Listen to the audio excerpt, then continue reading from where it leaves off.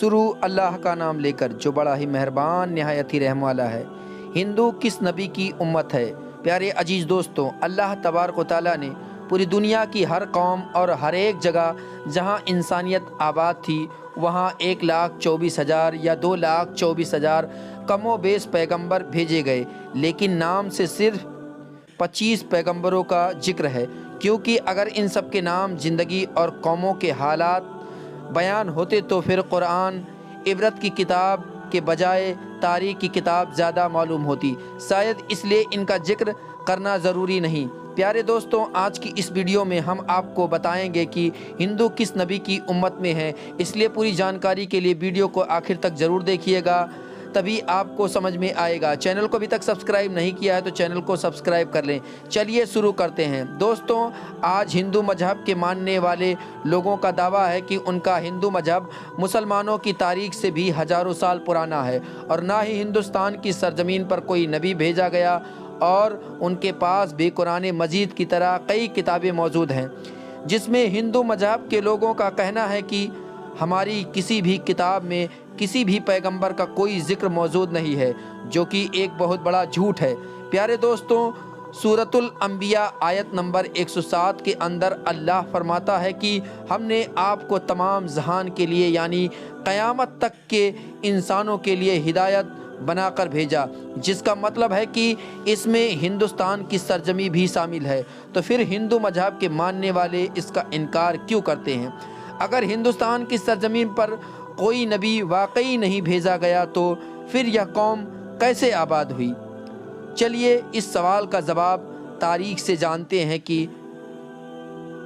کوشش کرتے ہیں اور ایسے سوال کے جواب جانتے ہیں جو تمام ہندو پنڈت اسکالر دنیا سے چھپاتے ہیں۔ پیارے دوستوں، ہندو مذہب کے ماننے والوں کا دعویٰ ہے کہ یہ دنیا کا سب سے پرانا مذہب ہے، اتنا پرانا کہ جب اسلام یا مسلمان لفظ کا وجود تک ہی موجود نہ تھا، جو کہ صحیح بھی ہے، کیونکہ کفر اور شرک کی شروعات تو اسی دن سے ہو گئی تھی جب حضرت آدم علیہ السلام کے بیٹے قابیل نے اپنے بھائی حابیل کو قتل کیا تھا اور ان سے الگ ہو کر کفر اور شرک کے اندر مبتلا ہو گیا تھا۔ اور تاریخ اس بات کی بھی گواہ ہے کہ حضرت ابراہیم علیہ السلام کی قوم بھی بت پرست تھی، اور اس بات سے سب واقف ہیں کہ حضرت موسیٰ علیہ السلام کی قوم نے بھی ایک وقت پر سونے کے بچھڑے کی عبادت شروع کر دی تھی۔ پیارے دوستو، یہاں تک کہ حضرت محمد مصطفیٰ صلی اللہ علیہ وآلہ وسلم کے اعلان نبوت سے پہلے کعبے کے اندر بھی 360 بت موجود تھے، جنہیں مکہ فتح کرنے کے وقت صحابہ کرام نے توڑ توڑ کر ٹکڑے ٹکڑے کر دیے، جس سے یہ معلوم ہوتا ہے کہ بت پرستی تو دنیا کے پہلے انسان حضرت آدم علیہ السلام کی نافرمان اولاد کے بعد سے آج تک موجود ہے، مگر اس کا تعلق کسی مذہب سے نہیں ہے بلکہ گمراہی سے ہے جو کہ شیطان ان سے کرواتا رہا ہے۔ جہاں تک کہ ہندوستان کی سرزمین کا تعلق ہے تو یہاں پر ان لوگوں کی ہدایت کے لیے یقیناً کئی پیغمبر بھیجے گئے، جن کی کچھ تعلیمات تو آج بھی صحیح حالت میں موجود ہے، مگر زیادہ تر کو بگاڑ دیا گیا، اور اس کی وجہ سے بت پرستی اور گمراہی شروع ہو گئی، کیونکہ ان کی کتابوں میں آج بھی ایک خدا کی عبادت کا حکم دیا گیا ہے۔ انہیں بھی یہ بتایا گیا کہ خدا کا کوئی شریک نہیں ہے، وہ ایک ہے، اس کی کوئی اولاد نہیں، مگر پھر بھی اس کی کئی مورتیاں بنا کر اس کے شریک خدا بنا کر اس کی پوجا ہوتی ہے۔ اور آج تک ہندو مذہب کے اندر چھوٹے بڑے ملا کر 36 کروڑ دیوی دیوتا مانے جاتے ہیں، یا یوں کہیں کہ آج تک 36 کروڑ بت بنائے جا چکے ہیں۔ ہندو اسکالر کا یہ دعویٰ ہے کہ اسلام کی شروعات آج سے 1400 سال پہلے ہوئی، اور ہندو مذہب دنیا کا سب سے پرانا مذہب ہے، اس لیے اسلام کا ہندوستان کی سرزمین سے کوئی تعلق نہیں۔ مگر یہ کم عقل اس بات کو نہیں جانتے کہ دنیا کا پہلا انسان پیغمبر ہی ہندوستان کی سرزمین پر اتارا گیا تھا۔ جی ہاں، اور وہ ہے حضرت آدم علیہ السلام۔ آپ کو دنیا میں اس وقت ہندوستان کی سرزمین سری لنکا کی پہاڑی پر اتارا گیا تھا، جہاں آج بھی ان کے قدم کا نشان موجود ہے، یعنی اس سرزمین پر پہلا قدم ہی ایک مسلمان پیغمبر نے رکھا تھا، جس کا مطلب صاف ہے اسلام کی شروعات عرب سے نہیں بلکہ ہندوستان سے ہوئی، اور مسلمان لفظ کا مطلب ہے اپنی خواہشوں کو رب کے حوالے کرنے والا اور اس کا حکم ماننے والا انسان۔ اب حیرت انگیز کرنے والی ایک بات یہ بھی ہے کہ آدم سنسکرت زبان کا لہجہ ہے، جو کہ ہندوستان کی زبان ہے نہ عرب کی زبان، اور سنسکرت میں آدم کا مطلب پہلا، شروعاتی یا اصلی، اور آدم علیہ السلام کو قدیم سنسکرت کی کتابوں کے اندر منو کہہ کر پکارا گیا ہے، یعنی حضرت آدم علیہ السلام کو سنسکرت کی کتابوں میں منو کہا جاتا ہے۔ اگر ہندو کسی طرح سے ان کے وجود کا انکار کرنے کی کوشش کرے تو ایسا بالکل ناممکن ہے، کیونکہ انہی کی مقدس کتاب رگ وید اور پران میں آدم علیہ السلام کی پیدائش اور فرشتوں اس کو سجدہ کرنا، اور آدم علیہ السلام کی پسلی سے حضرت حوا کی پیدائش اور شیطان کا ان دونوں کو بہکا کر جنت سے نکلوانا اور پھر زمین پر اتار دینے کا ذکر صاف طور پر موجود ہے، بالکل ایسے ہی جیسے قرآن پاک کی سورہ بقرہ میں اور اسی طرح انجیل میں بھی آپ کا ذکر کیا گیا ہے۔ اس کا مطلب اگر ان تینوں دنیا کی سب سے بڑی نایاب کتابوں کے اندر ایک جیسی چیزیں موجود ہیں تو ان کا سورس بھی ایک ہی چاہیے، یعنی کہ ایک خدا۔ اور ایک خاص بات یہ ہے کہ سری لنکا کی سرزمین سے ہندوستان کی سرزمین کو جوڑنے کے لیے قدرتی پل آج بھی ہزاروں سال سے پانی کے درمیان موجود ہے، جس کا بننا کوئی اتفاق نہیں۔ اب سب سے اہم سوال یہ ہے کہ ہندوستان کی سرزمین پر جس بھی پیغمبر کو بھیجا گیا ہوگا، کیا اس کے بارے میں ہمیں تاریخ میں کچھ ثبوت ملتے ہیں؟ مگر سب سے پہلی تو بات یہ ہے کہ ہندو نام کا کوئی مذہب تاریخ کے اندر کہیں پر موجود ہی نہیں ہے، اور نہ ہی ہندو مذہب کی کسی کتابوں میں، اور نہ ہی اور آسمانی کتابوں میں، مثلاً تورات، زبور اور انجیل کے اندر اس ہندو مذہب یا نام کا کوئی ذکر موجود ہی نہیں ہے۔ بلکہ ایک بات ضرور ہے، کبھی کسی زمانے میں جو سندھ ندی کے قریب رہنے والے لوگ تھے وہ اپنے علاقے کے نام کی وجہ سے نام کو بگاڑ کر ہندو کہلائے جانے لگے، جبکہ اصل میں ان کا یہ مذہب سنسکرت زبان کے اندر ہندو نام سے نہیں سناتن دھرم کے نام سے موجود ہے، جس کا عربی میں مطلب ہے مذہب پر قائم رہنے والا، جس کا بالکل ایسا ہی مطلب قرآن کریم کی سورہ روم کے اندر بھی موجود ہے،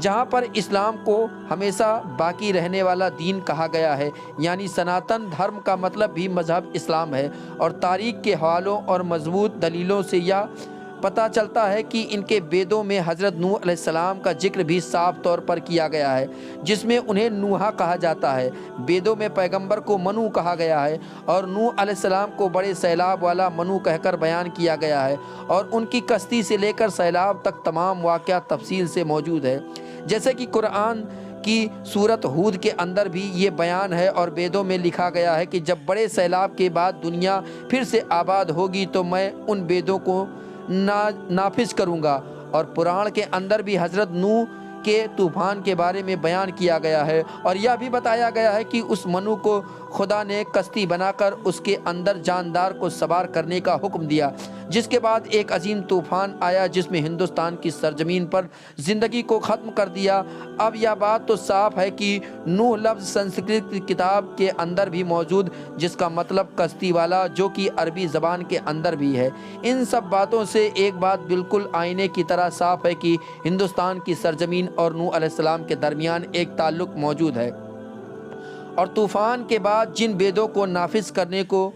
کیا گیا تھا وہ حضرت نوح علیہ السلام کی تعلیمات تھی، جو طوفان کے بعد ہندو سرزمین پر ان کے بیٹے کی نسل سے آگے پھیلنا شروع ہوئی۔ اس کے بعد اس قوم نے گمراہ ہو کر بت پرستی کرنا شروع کر دی، اور تاریخ کے حوالے سے ہمیں یہ پتہ چلتا ہے کہ نوح علیہ السلام کی قوم کے جیسے دیوی دیوتاؤں کی پوجا کرنے کا طریقہ دنیا میں کہیں اور موجود نہیں تھا۔ اور قرآن کریم میں نوح علیہ السلام کی قوم کو سابی کہا گیا ہے، جو عراق کی سرزمین کو کہتے ہیں، جہاں پر صرف حضرت ابراہیم علیہ السلام پیدا ہوئے تھے، جن کی قوم یہی مشرک تھے، جنہوں نے نوح علیہ السلام اور ان کے درمیان آنے والے تمام انبیاء کی تعلیمات کو یا تو بدل دیا تھا یا پھر بھلا دیا تھا، اور انہی کی پوجا کیا کرتے تھے۔ اس کے علاوہ یا فرشتوں کی عبادت کیا کرتے تھے، اس لیے خدا کے ساتھ ساتھ فرشتوں کی مورتیاں بھی بنا کر انہیں بھی خدا کا درجہ دینا شروع کر دیا۔ بالکل ایسے جیسے ہر بڑے کام پر اللہ نے فرشتوں کی مقرر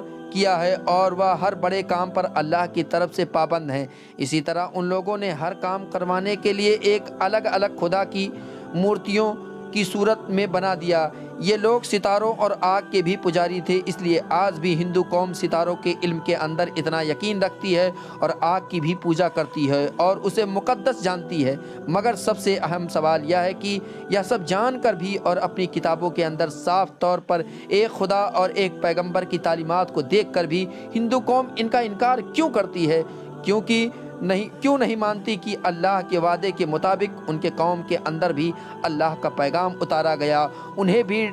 ڈر سنایا گیا؟ اس بات کو سمجھنے کے لیے آپ کو صحیح بخاری کی ایک حدیث مبارک کے بارے میں جاننا ہوگا۔ حضرت ابو سعید خدری رضی اللہ تعالیٰ عنہ سے روایت ہے کہ رسول خدا صلی اللہ علیہ وسلم نے فرمایا کہ قیامت کے دن جب حضرت نوح علیہ السلام اور ان کی قوم کو بلایا جائے گا اور اللہ تعالیٰ نوح علیہ السلام سے یہ سوال کرے گا کہ کیا آپ نے اپنے قوم تک میرا پیغام پہنچا دیا تھا، تو حضرت نوح علیہ السلام فرمائیں گے کہ بے شک میرے مالک۔ اس کے بعد نوح علیہ السلام کی قوم سے پوچھا جائے گا کہ کیا نوح نے میرا حکم تم تک پہنچا دیا تھا؟ یہ لوگ انکار کریں گے، نہیں، ہمارے پاس کوئی بھی ڈر سنانے والا نہیں آیا، ہمیں آپ کا کوئی پیغام نہیں ملا۔